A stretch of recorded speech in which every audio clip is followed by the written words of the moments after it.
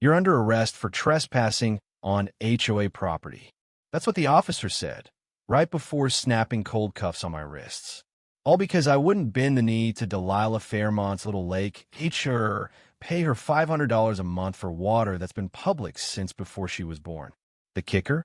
I was standing on my own dock, the one my uncle built back in '62 Cedar, lake water, and old memories thick in the air, watching this entitled HOA president grin while squad cars lined up on my gravel drive. She'd actually talked the cops into believing I was trespassing on my own property. Big mistake. What Delilah didn't know: I spent 20 years in the military tracking fraud and sniffing out scams. Her perfect little HOA kingdom was about to topple, brought down by her own lies. Ever tangled with an HOA president who thinks they're royalty? Let me know where you're from.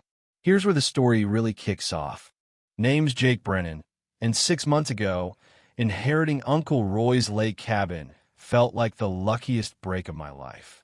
2 decades wrangling military logistics. Fresh out of a divorce that gutted my pension man, I was ready to disappear into the woods and fix things with my hand for a change, not lawyers. Uncle Roy snagged his piece of paradise for $8,000, back when the lake was just fishing holes and family cabins before the developers rolled in. When I moved in, the place still smelled like Lucky Strikes and Maxwell House. The floors groaned, but those windows, they framed a lake so clear you could count rocks 20 feet down. Roy built every inch of it, including that stubborn dock sticking out into the water like a dare. My mornings had a rhythm coffee on the porch, watching the mist lift while loons called from across the lake. 35 properties ringed the Sharia mashup of retirees, young families, folks who still borrowed tools and returned them better than they got them. But then, Hurricane Delilah hit. Second weekend, I'm fixing dock boards when I hear it click, click, click, trouble in designer heels. Mr. Brennan. Her voice could freeze a bonfire. There she was, blonde shellac to perfection, white blazer blinding, a clipboard clamped tight. Her perfume, straight-up chemical warfare. "You're welcome," she says, shoving a thick manila envelope into my hands. "Thanks, but Roy never mentioned any HOA," I reply. She flashes a smile that belongs in a toothpaste idle teeth, zero warmth. "All lakefront properties are absolutely required to join. $500 a month, plus a $3,000 dock modernization fee." She shot daggers at my weathered planks. I flipped through the packet glossy pics of aluminum docks that looked like they belong at a marina, a list of rules longer than the tax code. "This dock was here when Kennedy was president," I tell her. "Community standards evolve," she snaps, gesturing across the water to her own mansion gleaming lawn, docked like a spaceship, yacht bobbing nearby. "We've worked very hard to preserve property values. But 20 years of military contracts taught me, the flashier the paperwork, the shadier the operation." "I'll review my uncle's documents," I said, watching her clipboard tick like a bomb. "Non-compliance has consequences, Mr. Brennan." That night, I dug through Roy's records. His deed from '62 clear as a bell, water access and dock rights locked in forever. The HOA only came into existence in 2018, 50-6 years too late to matter. Here's a knowledge nugget for you. If your deed predates the HOA, the association's rules don't stick. I called Delilah the next morning. "My property predates your club by half a century," I told her. The silence on the other end stretched out, then click, dial tone. Didn't take long to find out what she'd meant by serious mistake. 3 days later, I'm hammering dock boards when a morning quiet shatter squad, car doors slamming. Not a neighborly visit, but official business. 2 cruisers for officers and Delilah standing behind them, clipboard clutched like a shield. "Jake Brennan, you're trespassing and operating an illegal structure," the lead cop says, glancing at Delilah, who's smiling like she's just solved world hunger.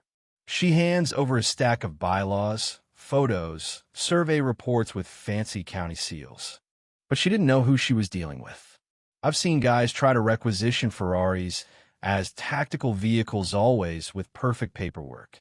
"Officer," I say, "this is my property. That doc's been here since Kennedy was dodging bullets." Delilah's heels tap a death march. "Mr. Brennan has chosen to endanger the community," she says. I jog up to the cabin, grab Roy's original deed official stamp you can feel with your thumb.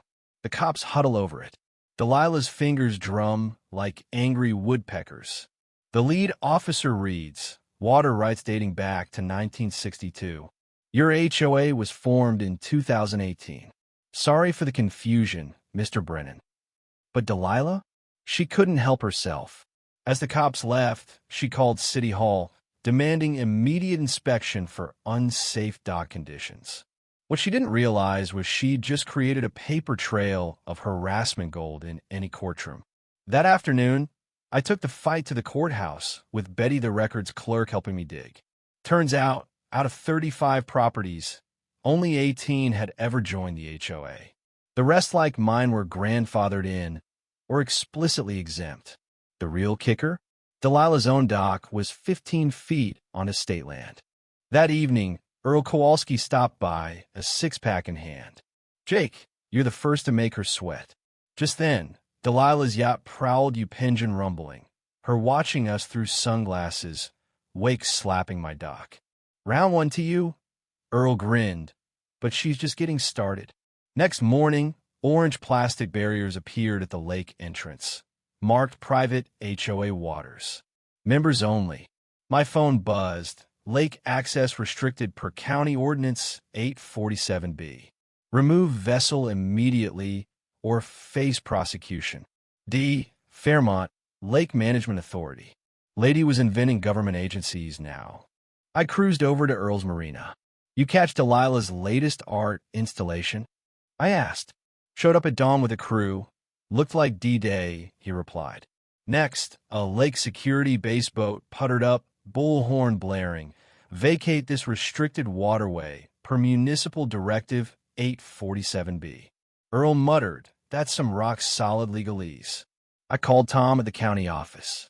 "Mirror Lake's navigable waters public domain. That ordinance she's quoting doesn't exist." Armed with that, I called the Coast Guard Auxiliary. An hour later, their boat sliced through Delilah's barriers like wet tissue. Delilah's response?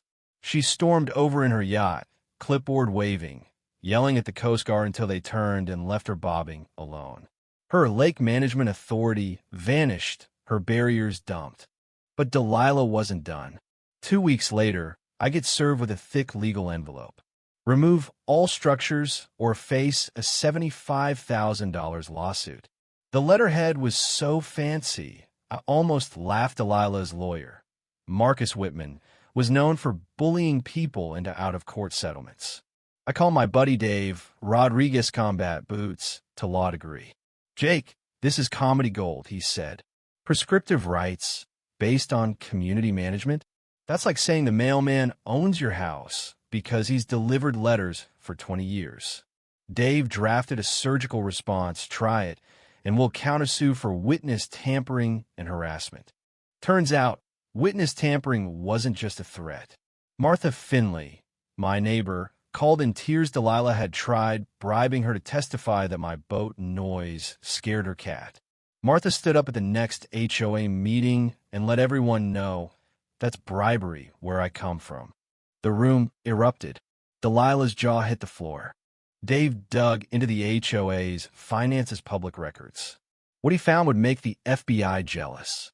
Delilah's consulting fees, shell companies $180,000 in imaginary lake management, $45,000 in back taxes, $60,000 in liens.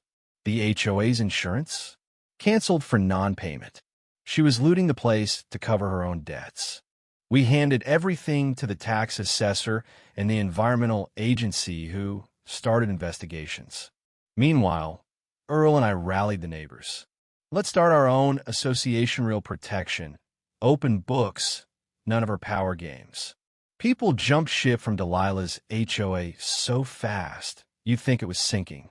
Sheriff Williams, the old gray-haired lawman, listened to our complaints and started his own investigation. You've given us probable cause for a full audit.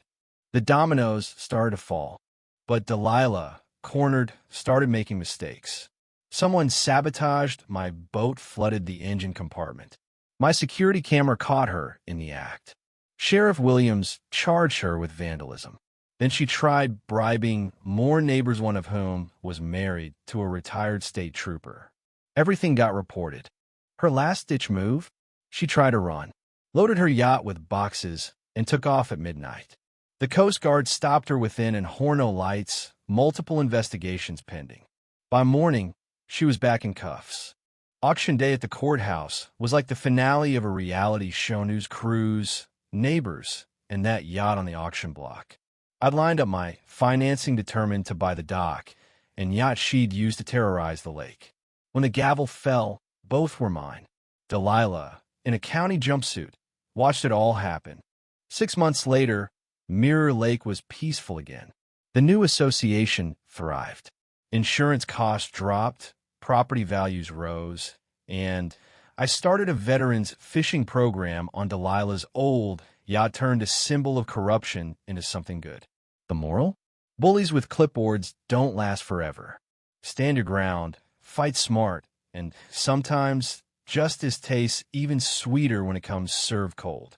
So tell me, where do you draw the line between protecting a community and abusing power? Ever tangled with an HOA nightmare or witnessed karma roll in? Share your story below. Let's hear how you fought back or wish you had. And if you want more real stories of little guys beating corrupt systems, hit subscribe and stick around. Because as long as there are Delilahs in the world, there'll be folks like us willing to fight back and win.